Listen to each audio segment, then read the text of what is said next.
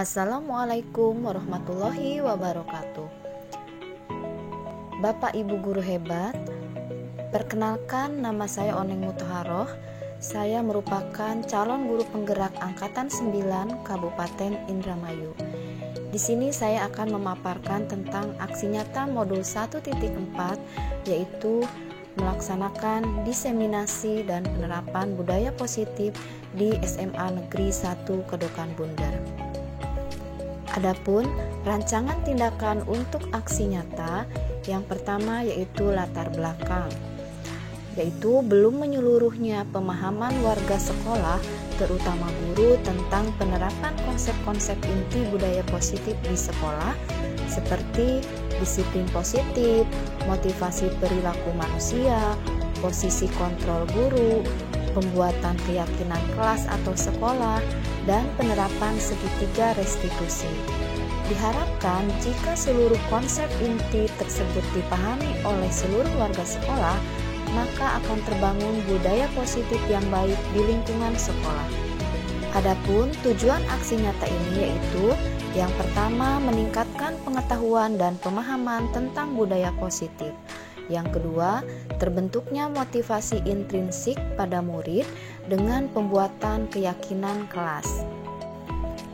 Tolok ukur terlaksananya aksi nyata ini yang pertama yaitu terlaksananya diseminasi konsep inti budaya positif sehingga warga sekolah memahami tentang penerapan konsep-konsep budaya positif dan mengimplementasikan di lingkungan kelas atau sekolah.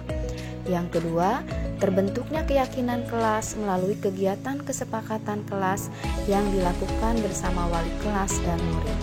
Yang ketiga, murid konsisten dalam menjalankan keyakinan kelas yang sudah disepakati. Yang keempat, terlaksananya penyelesaian masalah siswa menggunakan segitiga restitusi dalam pelayanan BK. Adapun lini masa tindakan yaitu berkoordinasi dengan kepala sekolah tentang pentingnya penanaman budaya positif dan keyakinan kelas di sekolah, serta meminta izin untuk mendiseminasikan bersama rekan guru. Yang kedua, melakukan diseminasi konsep inti budaya positif terhadap rekan guru. Yang ketiga, menyusun keyakinan kelas. Dan yang keempat itu, hasil keyakinan kelas ditempel di kelas masing-masing. Dukungan yang dibutuhkan yaitu yang pertama, dukungan dari kepala sekolah, rekan guru, serta murid agar tindakan yang telah disusun dapat dilakukan secara lancar dan menyeluruh. Yang kedua, sarana dan prasarana atau perlengkapan untuk membuat keyakinan kelas seperti kertas karton, spidol warna, kertas sticky note. Kemudian yang ketiga yaitu orang tua dalam melakukan budaya positif di rumah. Berikut ini merupakan kegiatan diseminasi di sekolah mengenai budaya positif. Bismillahirrahmanirrahim. Assalamualaikum warahmatullahi wabarakatuh. Selamat siang dan salam sejahtera untuk kita semua. Puji syukur kami panjatkan kehadirat Allah Subhanahu wa Ta'ala, Tuhan yang Maha Esa, karena atas izinnya lah kita berkumpul di sini untuk bersama-sama hadir pada acara diseminasi budaya positif yang merupakan tugas akhir modul 1 dari rekan kerja kita Ibu Oneng Mutharoh SPD yang sedang menempuh pendidikan guru penggerak. Sebelumnya saya ucapkan terima kasih kepada rekan-rekan sejawat, khususnya Ibu Kepala Sekolah SMA Negeri 1 Kedokan Bundar yang telah meluangkan waktu untuk menghadiri undangan dari kami. Bagaimana kabar Bapak Ibu sekalian? Alhamdulillah baik Bu. Perkenalkan saya Yanti Widiawati yang akan memandu acara diseminasi pada kali ini. Izinkan saya membacakan susunan acara pada kali ini. Yang pertama ialah pembukaan, yang kedua menyanyikan lagu Indonesia Raya, yang ketiga sambutan, yang keempat pemaparan dan materi, yang terakhir penutup. Bapak Ibu hadirin yang kami hormati, untuk memulai acara kesempatan kali ini, marilah bersama-sama kita membaca basmalah. Memasuki agenda berikutnya yaitu menyanyikan lagu Indonesia Raya. Kepada rekan-rekan sekalian dipersilakan untuk berdiri.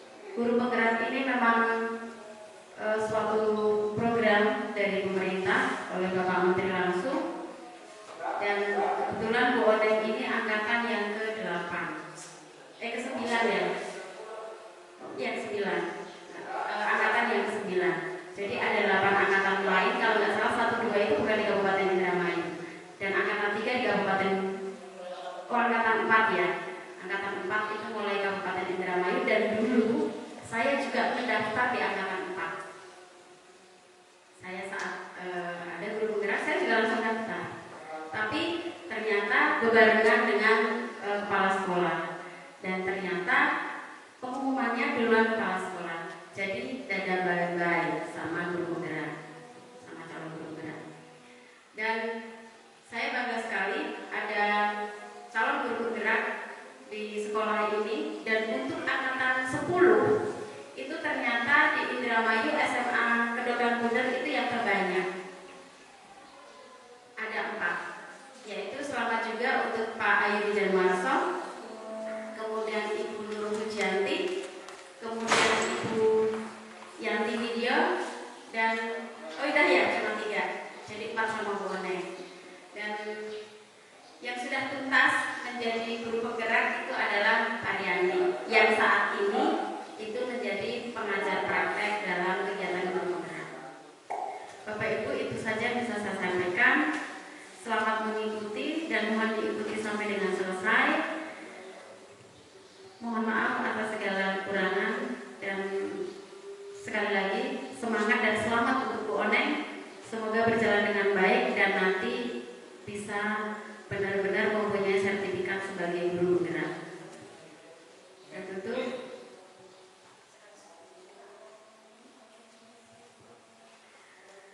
kegiatan diseminasi budaya positif oleh Ibu Oneng Mudaharo sebagai peserta calon guru penggerak SMA Negeri 1 Kedokteran Bundar dinyatakan dibuka.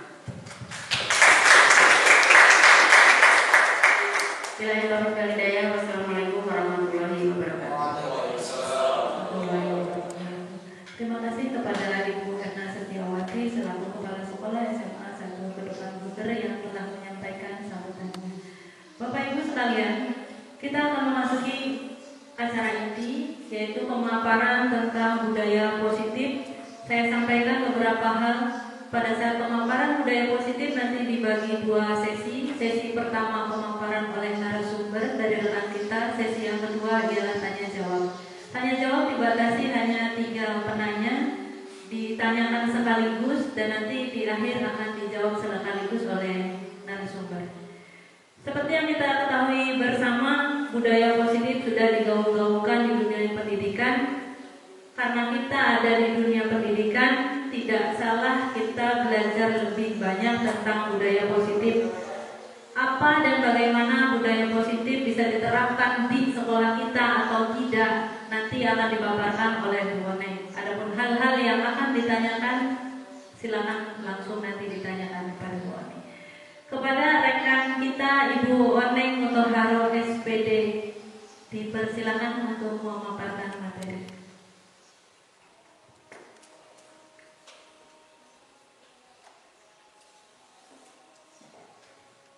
Izin berdiri, Ibu. Bismillahirrahmanirrahim. Assalamualaikum warahmatullahi wabarakatuh. Yang terhormat Ibu Kepala Sekolah, Ibu Erna Setiawati MPD. Yang saya hormati Bapak Ibu Dewan Guru. Puji syukur marilah kita panjatkan kehadiran Allah Subhanahu wa Ta'ala yang atas perkenannya pada kesempatan sore ini kita bisa berkumpul di ruangan ini dalam rangka mengikuti kegiatan diseminasi budaya positif. Ini merupakan tugas aksi nyata modul 1.4 dari saya. Salawat serta salam semoga tercurah limpahkan kepada junjungan kita Nabi besar Muhammad SAW yang senantiasa kita nanti-nantikan syafaatnya di yaumil akhir kelak. Saya ucapkan terima kasih terlebih dahulu kepada Bapak Ibu yang seharusnya Bapak Ibu sudah bersiap-siap untuk pulang, sekarang harus berada di sini dalam rangka mengikuti kegiatan diseminasi. Mudah-mudahan nanti ilmunya bermanfaat untuk mengembangkan budaya positif di sekolah kita. Nah, Bapak Ibu, saya mengikuti pendidikan guru penggerak. Saya sudah menyelesaikan modul 1. Modul 1 ini terdiri dari 4 submodul, yaitu modul 1.1 tentang filosofi pendidikan menurut Ki Hajar Dewantara, kemudian modul 1.2 tentang nilai dan peran guru penggerak, dan modul 1.3 tentang visi guru penggerak, dan yang terakhir yaitu tentang budaya positif modul 1.4. Nah, tugas di akhir dari modul 1 ini yaitu mengadakan diseminasi budaya positif. Baik Bapak Ibu, kita mulai.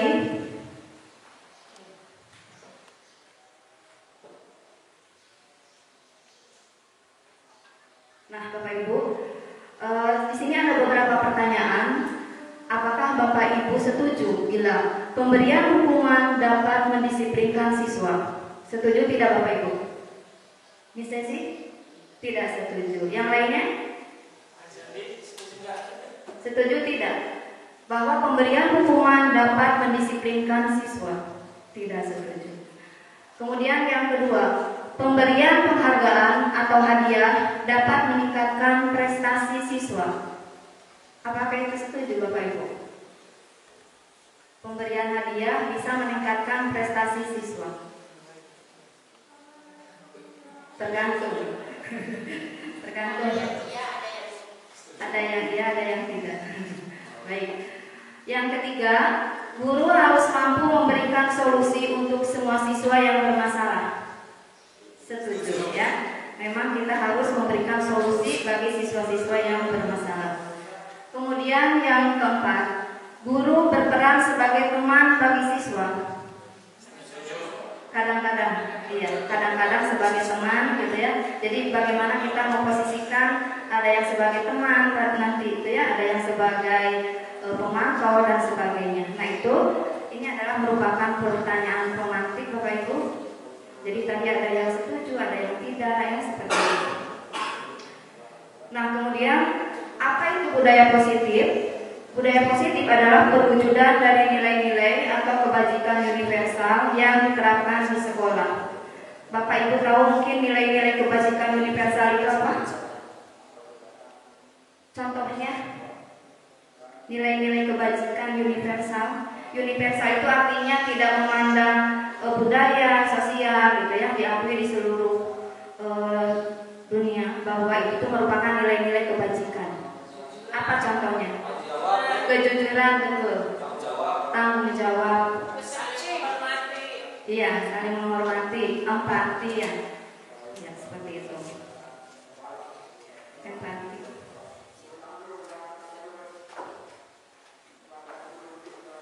Nah, konsep-konsep inti untuk menciptakan budaya positif, yang pertama yaitu disiplin positif, kemudian yang kedua motivasi perilaku manusia, yang ketiga keyakinan kelas atau keyakinan sekolah, yang keempat kebutuhan dasar manusia, yang kelima posisi kontrol seorang guru, dan yang keenam segitiga restitusi. Di sini saya akan membahas semuanya, Bapak Ibu.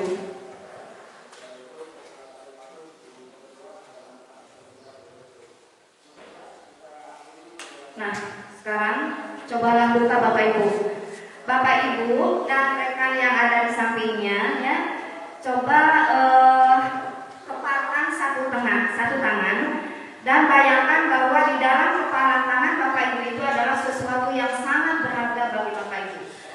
Ya, kemudian rekannya berusaha untuk membujuknya dengan itu memarahinya, kemudian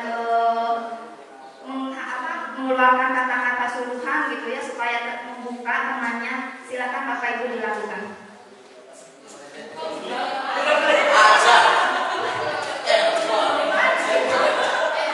Dikritik boleh ya, dicubit sampai bisa dibuka.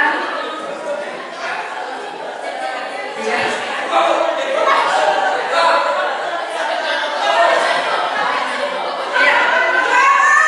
Ya, sudah Bapak Ibu.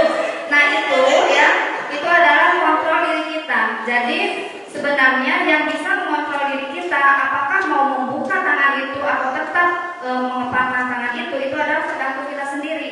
Dibujuk sebagaimanapun, itu tergantung kita sendiri. Nah sama halnya dengan kepada siswa. Siswa disuruh mengerjakan tugas misalnya ya, seperti itu. Walaupun misalnya guru memaksa untuk menyuruh siswa mengerjakan tugas, masih tetap saja Bapak Ibu kan ada siswa yang tidak mengerjakan.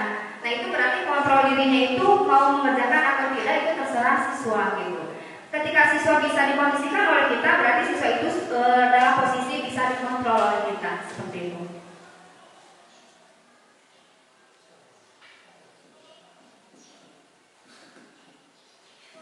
Nah ini pergeseran paradigma teori kontrol menurut Dr. William Glasser.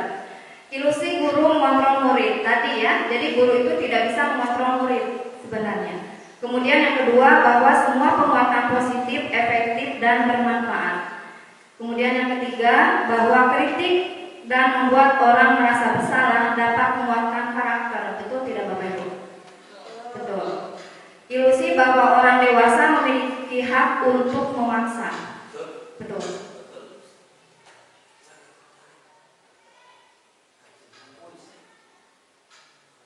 Nah ini bagaimana seseorang bisa berubah dari paradigma stimulus respon kepada pendekatan teori kontrol. Stimulus respon itu diperoleh dari sesama ya, dari luar, kemudian teori kontrol itu dari dalam diri sendiri. Nah di sini bagaimana kita sebagai guru bisa mewujudkan siswa memiliki kontrol dari dirinya sebagai motivasi intrinsik, jadi bukan atas kemauan atau motivasi eksternal seperti itu.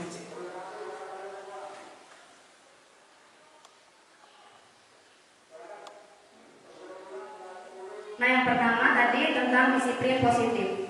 Dalam budaya kita, makna kata disiplin dimaknai menjadi sesuatu yang dilakukan seseorang pada orang lain untuk mendapatkan kepatuhan. Kita cenderung menghubungkan kata disiplin dengan ketidaknyamanan. Jadi kalau disiplin itu kayaknya tuh tidak nyaman gitu, dipaksa gitu seperti itu. Nah, sebagai pendidik, tujuan kita adalah menciptakan anak-anak yang memiliki disiplin diri sehingga mereka bisa berperilaku dengan mengacu pada nilai-nilai kebajikan universal dan memiliki motivasi intrinsik bukan ekstrinsik. Nah, itu yang ditekankan. Jadi supaya siswa itu memiliki motivasi intrinsik dari dalam dirinya dalam melakukan hal-hal kebajikan universal tadi. Kemudian disiplin positif merupakan salah satu cara penerapan disiplin yang bertujuan untuk menumbuhkan kesadaran serta memberdayakan anak untuk melakukan sesuatu tanpa sogokan, ancaman maupun hukuman. Jadi kalau misalnya masih ada berbuat sesuatu karena ada hukuman, takut dihukum, itu berarti belum memiliki motivasi intrinsik atau motivasi internal.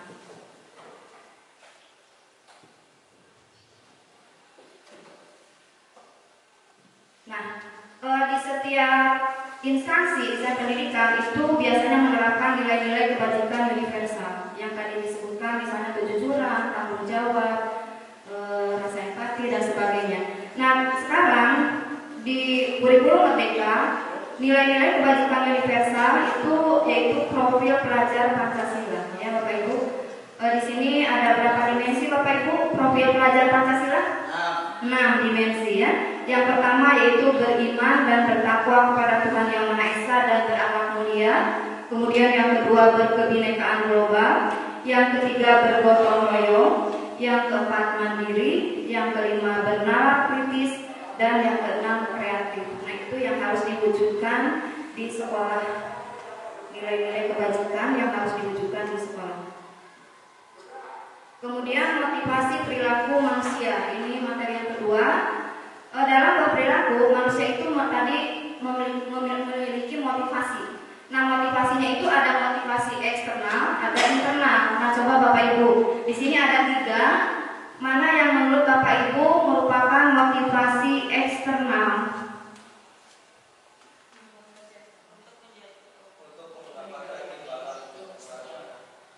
Yang pertama itu motivasi internal atau eksternal? Eksternal, ya betul. Yang kedua, eksternal juga betul. Yang ketiga, internal.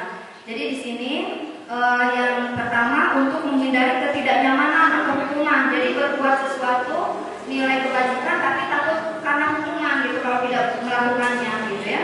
Kemudian yang kedua untuk mendapatkan imbalan atau penghargaan dari orang lain juga itu merupakan motivasi eksternal. Dan yang ketiga, untuk menjadi orang yang mereka inginkan dan menghargai diri sendiri dengan nilai-nilai yang mereka percaya.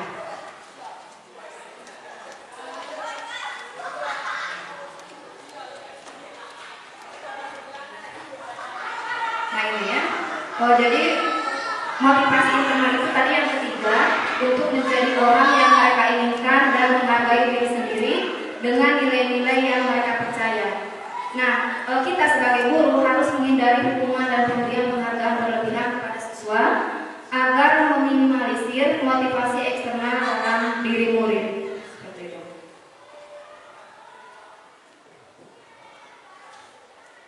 Nah, ini tentang hukuman, konsekuensi, dan restitusi. Hukuman misalnya sesuatu yang menyakitkan harus terjadi. Nah, konsekuensi sesuatu harus terjadi. Restitusi merupakan pilihan. Nah, di sini apa bedanya hukuman, konsekuensi sama restitusi, Bapak Ibu? Hukuman, konsekuensi, dan restitusi.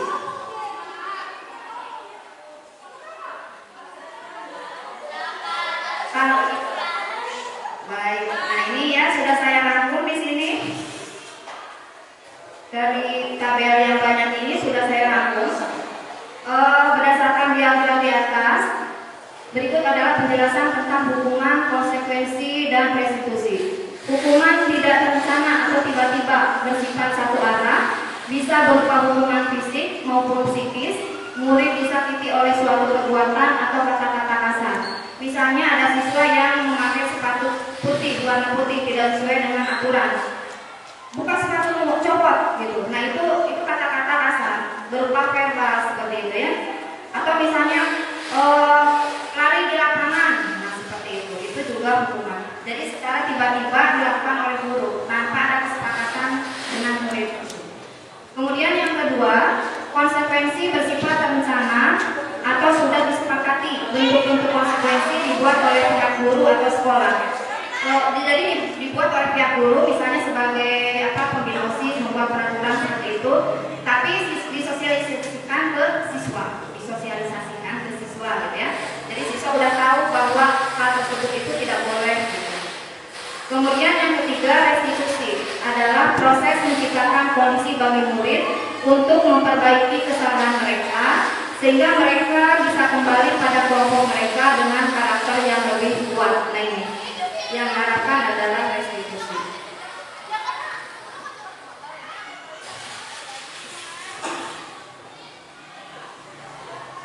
Nah, ini Bapak Ibu coba Bapak Ibu bisa kelihatan nggak dari belakang? Bisa kelihatan ya? Hukuman atau konsekuensi Bapak Ibu. Yang pertama, mencatat 100 kali di dalam buku kalimat saya tidak akan terlambat lagi karena terlambat ke sekolah. Hukuman. Iya, hukuman. Yang kedua, lari mengelilingi lapangan basket 2 kali karena terlambat hadir di sekolah. Hukuman. Yang ketiga, membersihkan coretan yang dibuatnya di meja tulis. Konsekuensi.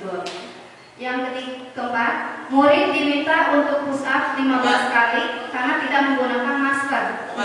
Hukuman, ya. Yang berikutnya, menggantikan kertas tugas teman yang telah dicoret-coret. Konsekuensi. Berjemur di lapangan basket pukul 12 siang karena ngobrol dengan teman. Hukuman. Betul. Yang berikutnya, murid diminta bertelanjang kaki sepanjang hari. Iya, hukumannya.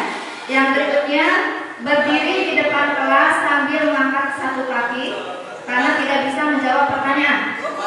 Hukuman. Ya, betul. Yang berikutnya, membersihkan tumpahan air di meja tulis karena tersenggol pada saat belajar. Konsekuensi. Berikutnya, kehilangan 10 menit jam istirahat untuk mengerjakan tugas karena terlambat datang dan ketinggalan pelajaran. Konsekuensi.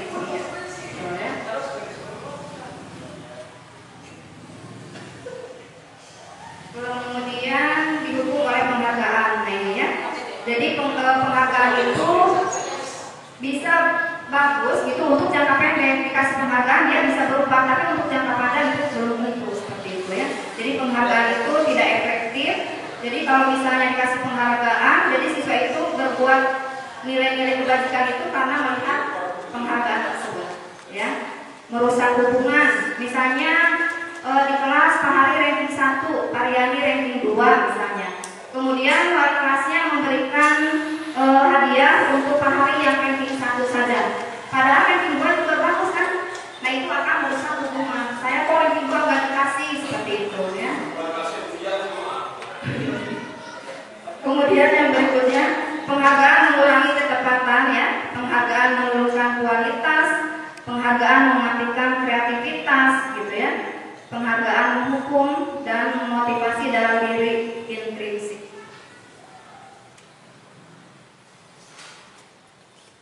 Kemudian yang berikutnya, nah kita lanjut ke materi berikutnya tentang keyakinan kelas atau keyakinan sekolah. Mengapa keyakinan kelas bukan peraturan kelas? Mengapa keyakinan kelas bukan peraturan kelas? Terinternalisasi di dalam diri. Sesuatu yang lahir dari pemahaman yang dia yakini sehingga menginternalisasi. Contoh ketika saya berdisiplin, saya yakin akan mencapai kesuksesan kayak gitu. Dan itu keyakinan bahwasanya disyarat. Jadi Ujoba Binaya Sekamar juga ya Bu. Iya nih. Jadi kalau keyakinan itu bukan peraturan kelas karena dia lahir dari pemahaman. Kalau peraturan itu sebuah kesepakatan. Itu menurut saya Bu. Baik, terima kasih Miss. Nah itu ya. Jadi bedanya keyakinan sama peraturan itu apa? Bedanya peraturan sama keyakinan.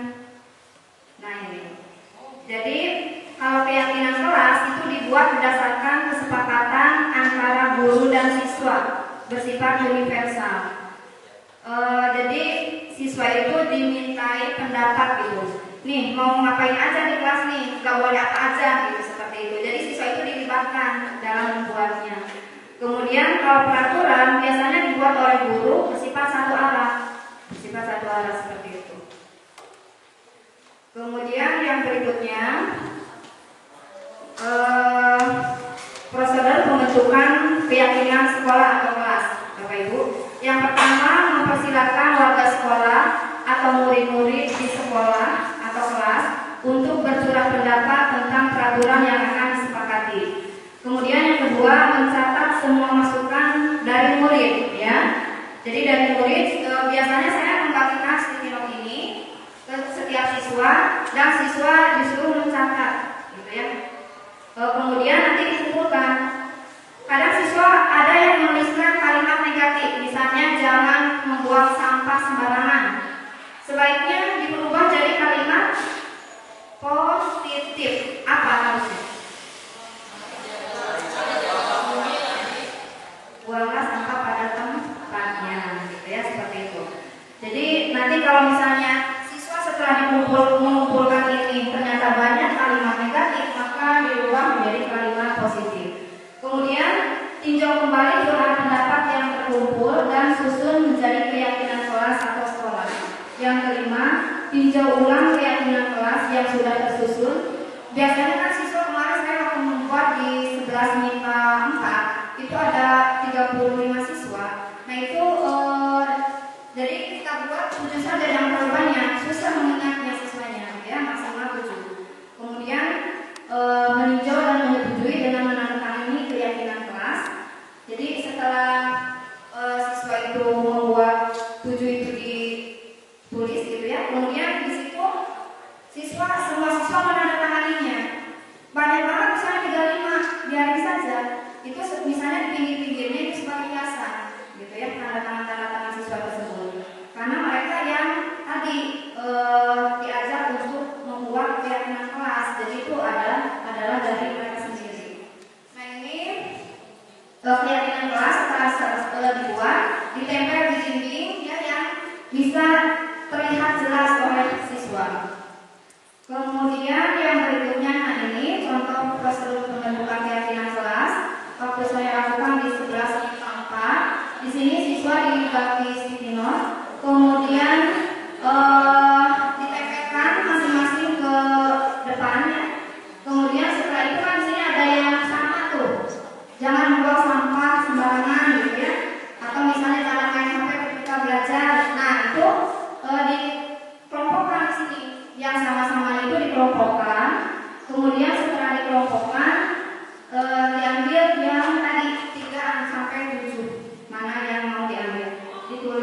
kertas ini ya, manila, kemudian di sini ditempel, kemudian nanti semua siswa menandatanganinya di sini. Nah seperti itu. Itu kesepakatan keyakinan kelas atau kesepakatan kelas. Jadi bukan peraturan yang dibuat oleh wali kelas. Gitu. Nah kemudian di sini posisi kontrol guru. Ya posisi kontrol guru. Guru itu sebagai bisa posisinya sebagai penghukum, pembuat merasa bersalah, teman, pemantau dan manajer. Silakan lihat, tolong dibagikan Bapak Ibu, silakan tulis selama ini Bapak Ibu berperan sebagai apa ketika menangani siswa. Ya, maka ditulis Pak, nggak usah disebutkan, simpan saja terlebih dahulu ya. Simpan. Ditulis selama ini Bapak Ibu kalau menangani siswa itu ada di posisi yang mana? Apakah sebagai penghukum, pembuat merasa bersalah, teman, pemantau, atau manajer? Silakan ditulis di masing-masing kertas yang sudah dibagikan. Ya, Pak Hadi, misalnya selama ini Bapak ketika menangani siswa itu kadang sebagai teman boleh ditulis teman, tapi kadang sebagai pemantau boleh ditulis juga seperti itu.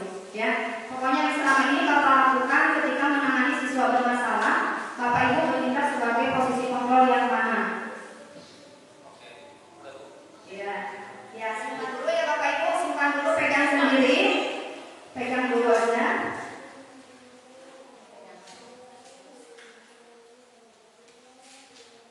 Nah ini contoh video Bapak Ibu, saya lagi dulu ya videonya supaya bisa dibuka.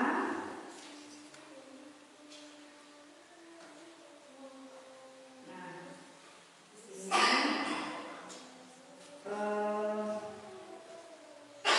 ini sebagai pembukunya. Coba Bapak Ibu kita tonton bareng ya. Ya.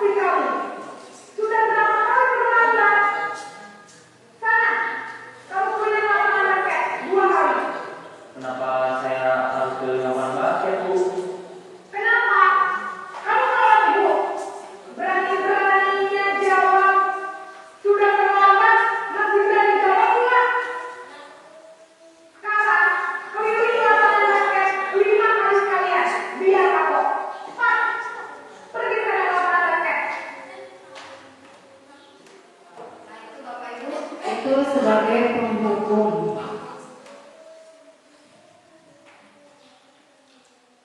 Kemudian yang berikutnya, pembuat rasa bersalah.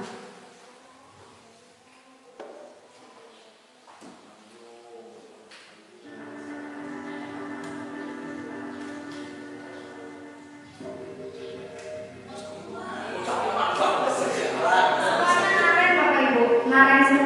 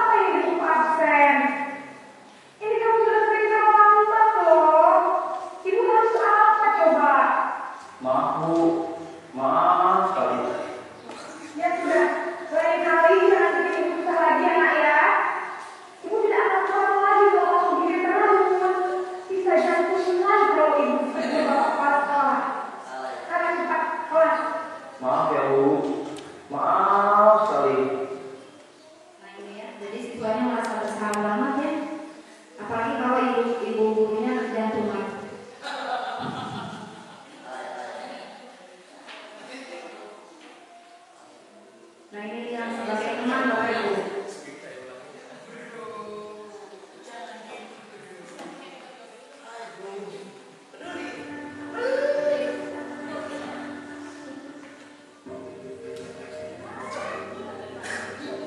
Teman ramah Bapak Ibu.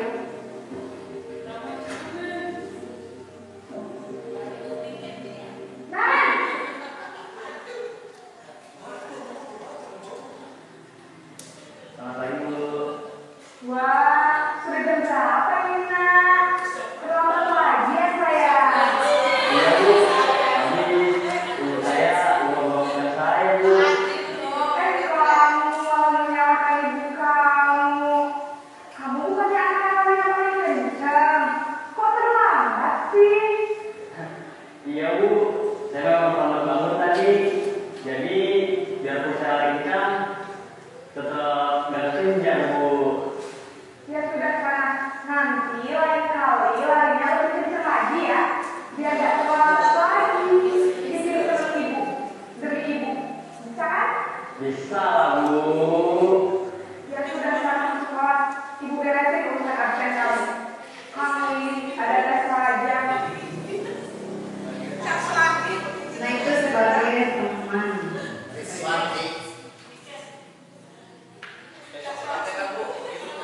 Nah ini sebagai pemantau Bapak Ibu.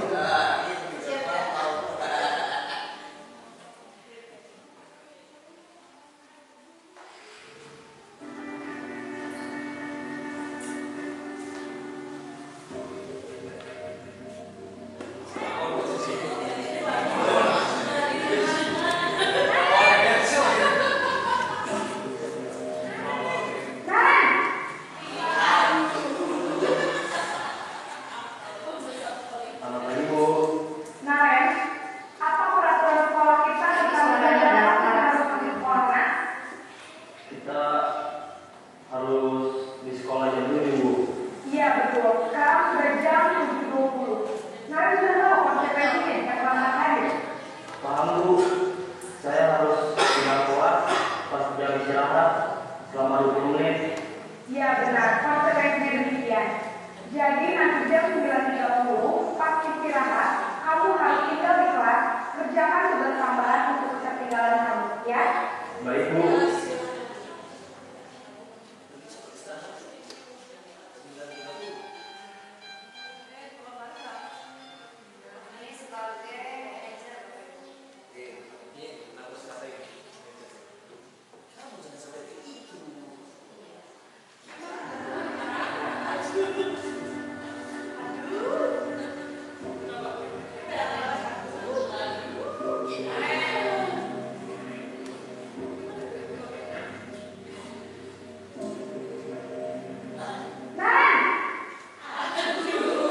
Pakai apa Bapak Ibu? Selamat pagi Bu. Selamat pagi, Naren. Maaf Bu, saya terlambat. Iya, sekolah masuknya jam 7, sekarang sudah jam 7.20. Jadi sekarang bagaimana ini, Naren? Maaf Bu, saya lupa salah saya semalam. Baiklah, menurut kamu, keyakinan sekolah yang mana yang perlu kamu tingkatkan? Menghargai diri sendiri dan orang lain kita Bu. Setuju. Jadi, apakah kalian yakin prinsip saling menghormati tersebut? Iya Bu, saya meyakininya. Apakah kalian bersedia perbaiki masalah keterlambatan ini? Bersedia Bu. Bagaimana kamu akan perbaiki masalah keterlambatan ini? Nah ini siswa yang nyari solusi Bapak Ibu. Saya akan coba untuk tidak lupa menyetel alarm saya Bu. Baik, kalau kalian bukan secara alarm di rumah, ada orang yang kira-kira bisa bantu mengingatkan tidak? Ada Bu, kakak saya, Kak Emma. Ada lagi selain KM? Selain Kak Emma, ada ibu saya. Baik, jadi yang mengingatkan namanya adalah Kak Emma dan ibu kamu ya. Kira-kira akan mulai alarm kapan kemarin? Setelah pulang sekolah, akan segera saya lakukan. Baik, jadi Naren akan setel alarm untuk bangun besok pagi dan akan diingatkan oleh kakak dan ibunda Naren ya. Ada lagi yang mesti perlu dilakukan Naren? Agar tidak terlambat bangun lagi. Tidak ada Bu. Baik Naren, terima kasih untuk kerjasama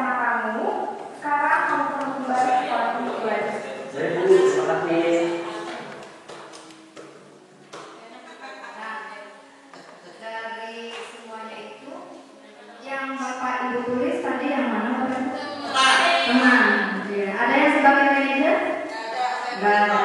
Ya, mudah-mudahan nanti Bapak Ibu bisa berperan sebagai manajer karena itu adalah posisi kontrol yang paling ideal, ya. Sebenarnya Bapak Ibu bisa menjadi pemukul juga tergantung kondisinya, tapi posisi yang kontrol yang ideal itu adalah sebagai manajer.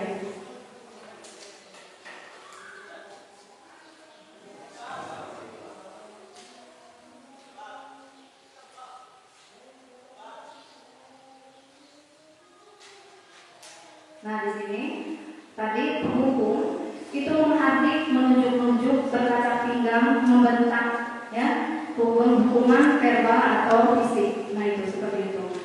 Dampaknya apa? Murid menjadi pendendam, tidak menyukai guru atau mata pelajaran yang diampu guru tersebut. Nah, itu dampaknya. Jadi akan teringat sepanjang hidupnya, ya. Pernah misalnya dimarahi ketika SD sama guru, akan terngiang-ngiang terus di benaknya. Kemudian yang membuat merasa bersalah, suara cenderung melembut, tenang, namun kata-katanya menyalahkan murid. Iya, tadi kan seperti gimana ibu nih kalau misalnya jantungan kayak gitu ya, dimarahi kepala sekolah seperti itu, sehingga murid merasa bersalah. Nah, di sini guru akan menyatakan hal-hal yang merasa kesalahan pada murid dengan membuat guru mencerita. Dampaknya bagi murid, membuat murid merasa bersalah. Jadi di sini murid identitasnya gagal, kemudian rendah diri dan menarik dari lingkungan. Nah, yang ketiga, posisi sebagai teman, suara guru akan ramah, cenderung bersenda gurau untuk menghangatkan suasana. Kemudian dampaknya bagi murid, murid akan bergantung pada satu orang atau faktor ketergantungan. Murid tidak akan mandiri dan tidak bisa berpikir untuk diri sendiri. Jadi kalau misalnya ada seorang guru yang memposisikan sebagai teman, murid itu akan terlalu dekat dengan guru tersebut sehingga apa-apa bergantung pada guru tersebut, orang lain tidak, gitu, seperti itu. Jadi murid itu tidak mandiri akhirnya. Kemudian yang keempat sebagai pemantau atau monitor. Jadi seorang pemantau itu bersuaranya datar, artinya tidak emosional, tidak bersenda gurau ataupun menggunakan suara tinggi. Tercipta identitas diri positif atau berhasil. Dampaknya, murid akan menghitung konsekuensi dan hadiah tanpa memahami sepenuhnya nilai kebajikan yang dituju. Tidak sepenuhnya mandiri. Kemudian yang terakhir itu manajer. Suara manajer netral, tidak emosional, tidak terlalu ramah, dan tidak bernada tinggi. Tercipta identitas positif atau berhasil.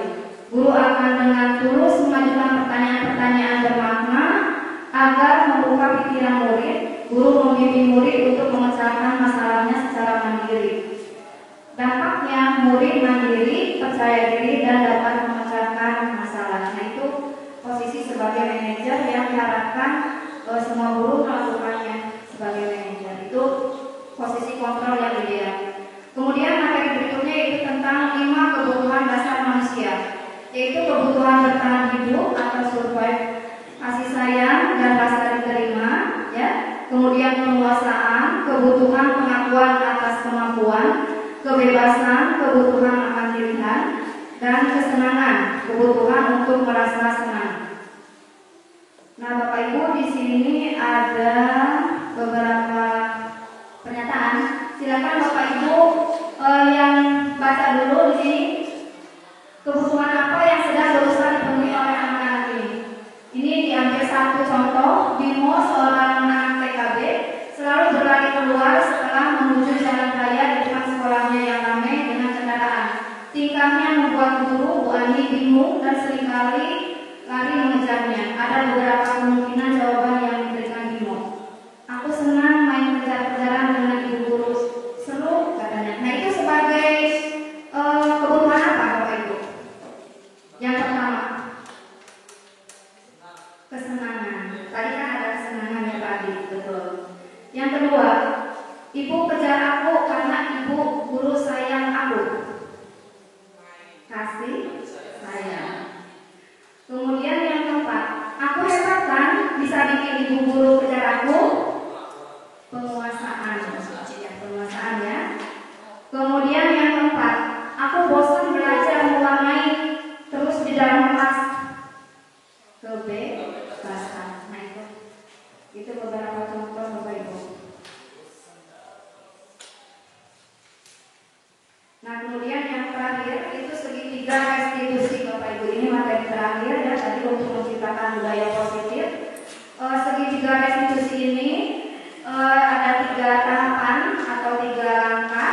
Yang pertama itu adalah menstabilkan identitas, kemudian validasi tindakan yang salah, dan yang ketiga menanyakan keyakinan. Nah, di sini menstabilkan identitas, setiap orang pasti pernah melakukan kesalahan. Jadi siswa itu jadi tidak merasa bersalah gitu. Kamu salah satu-satunya yang pernah melakukan ini. Nah, kemudian validasi tindakan yang salah. Kamu tentu punya alasan mengapa melakukan itu seperti itu ya, dan seterusnya. Nah, ini ada videonya ya.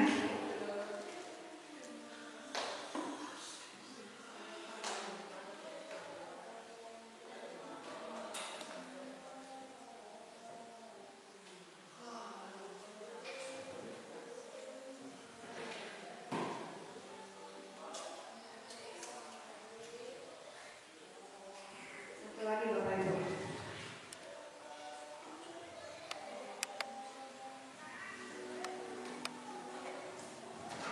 Ini pemecahan masalah dengan menggunakan segitiga restitusi. Iya, Pak. Ya Pak. Tidak lama sudah selesai. Kenapa hari dari ini? Kesel Pak, kesel banget. Masa aku dikatain sama fitnah Pak? Ya aku marah lah. Aku balik ke TNK di depan Pak. Kesel banget. Oh, begitu. Ya pasti kamu marah dan kesal. Bapak juga akan marah apabila ada yang menyuruh Bapak seperti itu.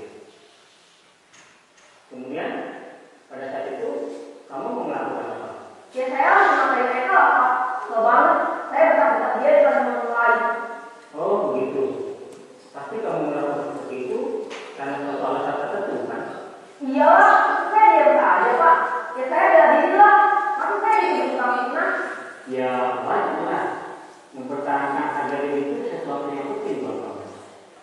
Untung kamu tidak bertindak lebih gagal lagi. Hanya meminta-minta. Iya Pak. Untung saya masih bersabar dan hanya meminta saja. Sudah benar Pak. Saya pasti bela diri lah. Ya pasti ya. Tapi kamu memilih untuk tetap bertahan dan sabar.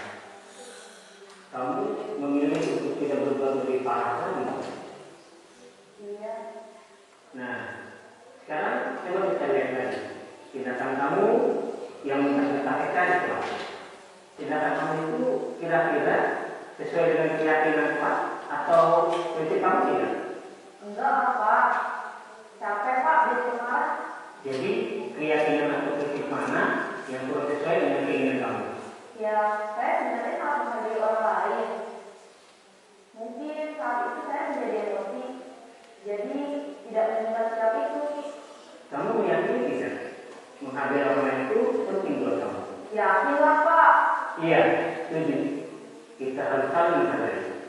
Namun ada juga keyakinan yang kita sepakati yang perlu kita jalankan apabila kita sedang marah, kan? Ya, saya bisa beraktif mulai dengan diri sendiri. Saya bisa jadi lebih sabar, mengambil waktu jeda untuk berpikir mau apa selanjutnya. Kira-kira kamu bersedia memperbaiki masalah ini tidak? Sedia Pak. Kalau kamu memperbaiki masalah ini, kamu akan menjadi orang seperti apa? Saya akan menjadi orang yang bertanggung jawab ya Pak. Dan senantiasa proaktif. Iya, menurut kamu bagaimana rasanya menjadi orang seperti itu? Ya nyaman lah, bangga dan sabar dan menghargai. Baiklah kalau begitu. Yuk kita pikirkan bagaimana memperbaiki masalah ini. Bapak Ibu, cara menyelesaikan masalah murid dengan menggunakan segitiga restitusi. Sudah selesai Bapak Ibu. Materinya sekian, saya kembalikan kepada moderator.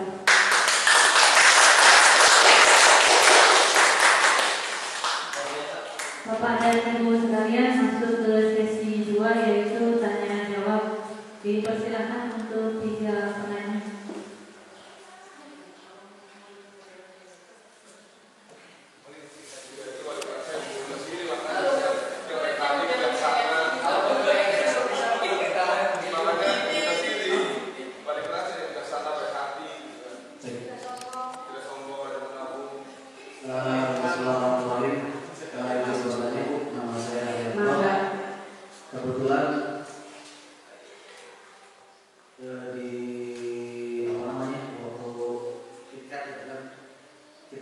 langsung bertatap muka dengan siswa yang terlambat.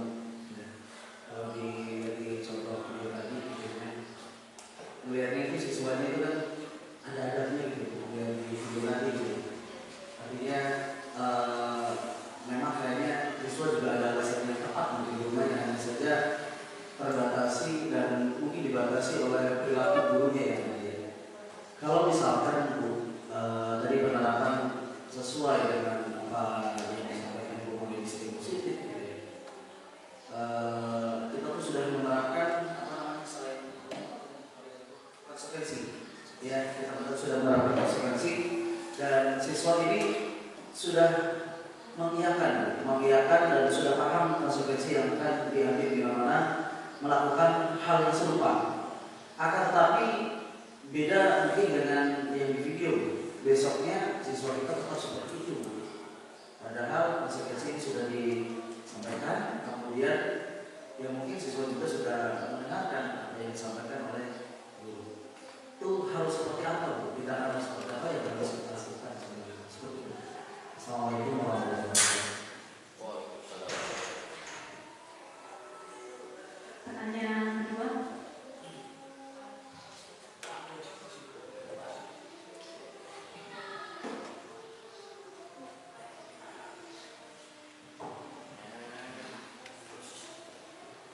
Assalamualaikum warahmatullahi wabarakatuh. Perkenalkan, nama saya Ari Sulaiman dari Studi Kapitan dari SMA Negeri 1 Kota.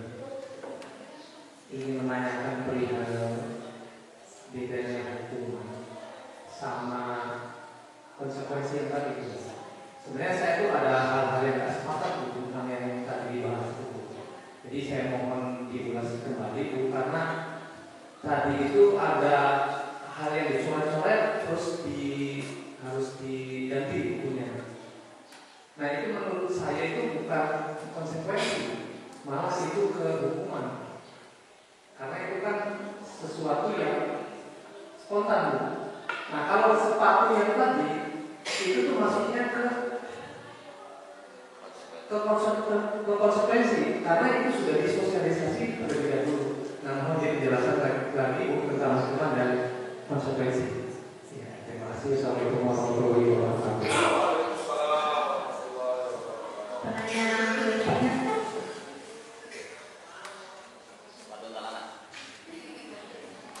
Assalamualaikum warahmatullahi wabarakatuh. Perkenalkan, nama saya Ayudi. Di sini saya selaku guru PPKN.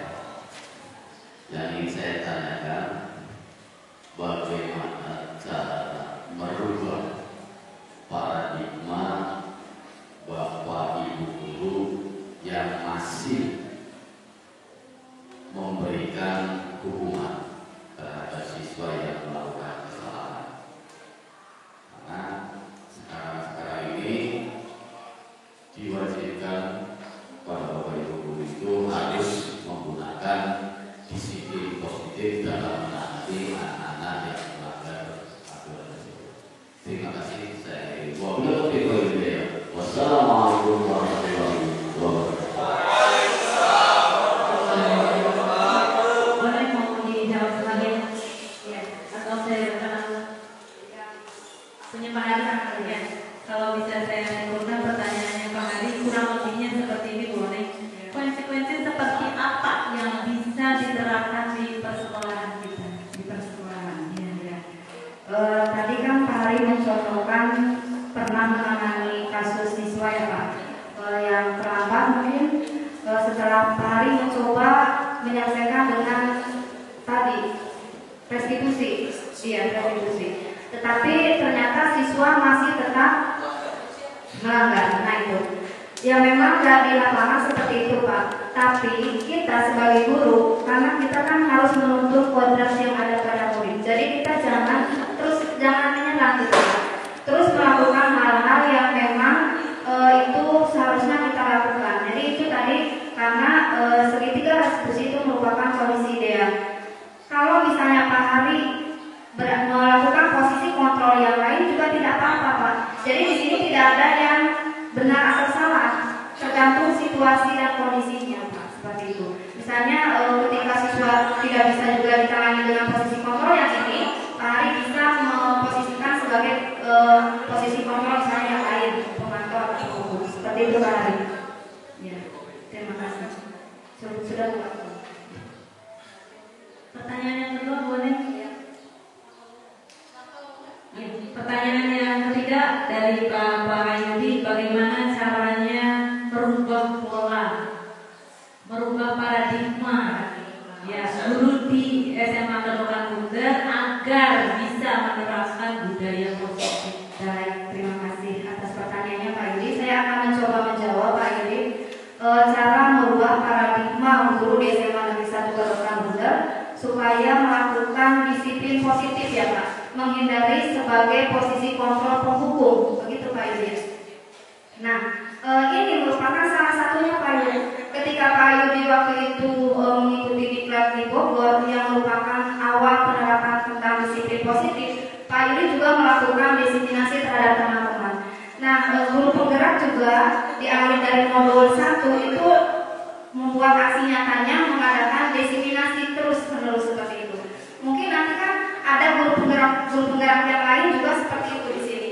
Jadi akhirnya apalagi di sini guru penggeraknya banyak. Jadi nanti kita bisa berkolaborasi dengan lebih banyak guru penggerak, maka nanti kebiasaan-kebiasaan tadi menggunakan misalnya segitiga restitusi itu akan kita lakukan gitu, seperti itu. Ya. Bagaimana Pak Yudi? Terima kasih Bone. Pertanyaan yang terakhir ya Mas, perbedaan hukuman dengan konsekuensi pada contoh kasus yang telah dijelaskan tadi. Ada jawaban keraguan-keraguan dari Pak Adi. Ya. Cerita tersebut masuk ke ranah hukuman atau konsekuensi.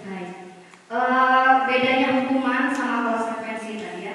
Kalau hukuman itu tadi dilakukan dulu secara tiba-tiba. Misalnya ada siswa yang melanggar, misalnya tidak memakai sepatu sesuai aturan, kemudian siswa tersebut langsung misalnya disuruh mencopot sepatunya, kemudian jangan pakai sepatu selama KBM, nah seperti itu. Jadi itu guru langsung menentukan saat itu gitu, tergantung pemikiran guru mau melakukan apa secara tiba-tiba.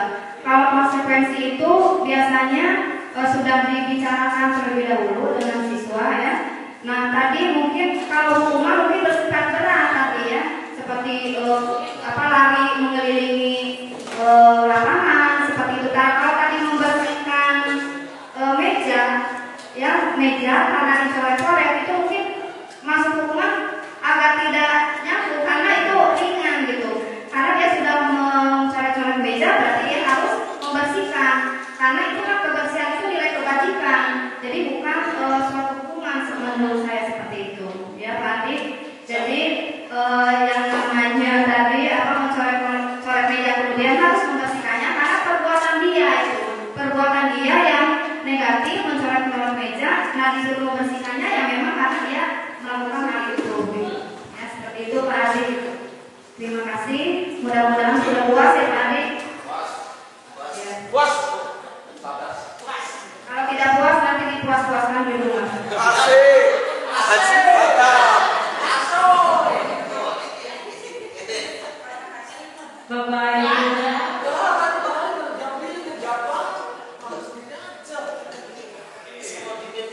baik Bapak Ibu sekalian, Bapak Ibu yang berbahagia, alhamdulillah rangkaian diseminasi yang diselenggarakan oleh kami dan dilaksanakan oleh Ibu Oneng Mutahharoh telah selesai. Kita sudah mendapat pengalaman berharga dari rekan kerja kita. Semoga bisa menerapkan di sekolah tercinta kita ini. Mudah-mudahan materi yang disampaikan bermanfaat dan membuat kita semua tergerak untuk mengikuti praktik baik yang telah dipaparkan. Saya mewakili Ibu Oneng menyampaikan banyak terima kasih dan mohon maaf